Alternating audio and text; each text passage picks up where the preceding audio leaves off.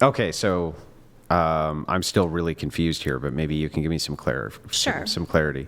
You are aware that in Russia, abortion was also legal under first wave feminism going into communism, right? What time period? Would you like the exact dates? Yeah. Yeah, so I think that this was roughly, hang on, let me pull it up. I got it in my notes here. USSR was the first country to make abortion fully legal, up to term, and paid for in state hospitals. Within 10 years of implementing that policy, they had 3 abortions for every 1 live birth, and they had to outlaw abortion again. Again, what time frame? I'm trying to pull the dates up here. Sure. Yeah. Hang on.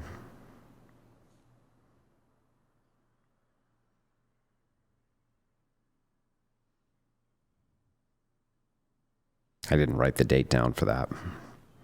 I'm just wondering, essentially, against like the conditions. Looks like around 1920. 1920. Yeah, later restricted then banned in 36 because of this problem.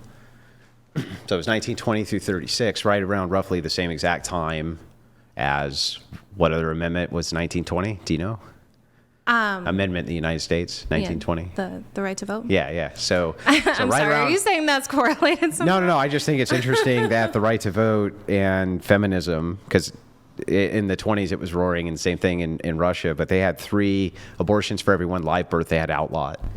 Literally had outlawed. They didn't I mean, that was a time where Russia was a pretty war-torn country, wasn't it? Because Stalin was overthrowing the monarch regime and the Bolsheviks. Yeah, they definitely needed to have human beings. They knew that, but that was the problem is that if you have 3 to 1 on the live births, you can't sustain the nation. So when they reintroduced it in 56, it looks like that's the time period that they re-legalized it, was in 56, had significant regulations on it to prevent that from happening. So hang on, so I'm just saying the reason I bring this up is because you claim, well, descriptively this isn't happening now. Okay, but descriptively it was happening when it was allowed without laws against it. So I have actual evidence Right, so again, like obviously this can be conditional outcomes depending on certain things. Do you think that the sooner you have an abortion, the better? I mean, I don't see how, like from my specific worldview, from the secular worldview, because I always think abortion's wrong. Oh, okay. Yeah.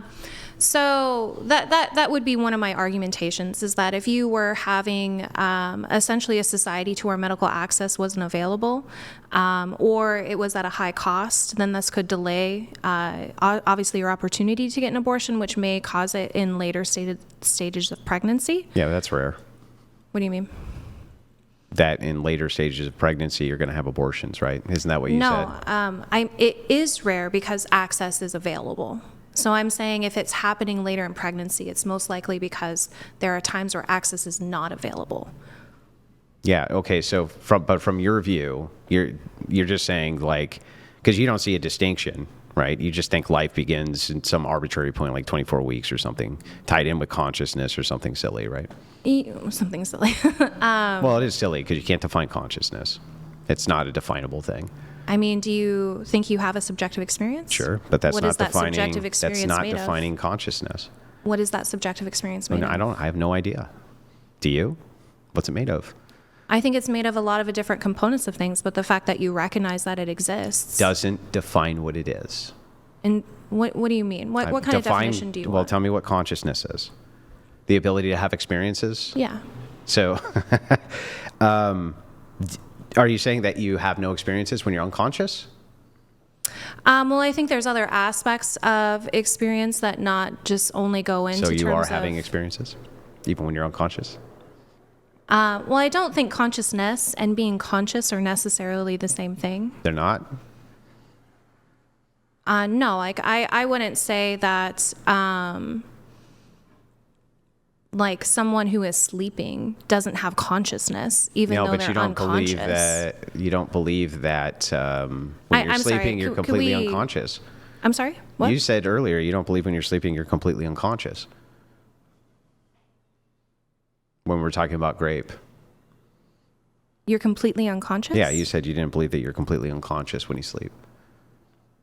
You are unconscious. That was my main tenet, is that you're having sex with someone who's unconscious. Yeah. Okay, so then if you're not unconscious, if you are unconscious when you're asleep, are you experiencing things when you sleep?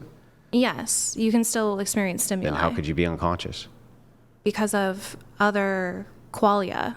Qualia, sensation, emotions, your ability to dream. If consciousness then is defined as one who has hang on. If consciousness is expressed as one who has experiences. Hang on. I'm sorry. Can we get back to? No, we can't. I just want to make sure. Well, I feel like we pivoted from. No, we really didn't pivot. You pivoted it here. No. You said arbitrarily at 24 weeks. That's a different subject than what we were talking about.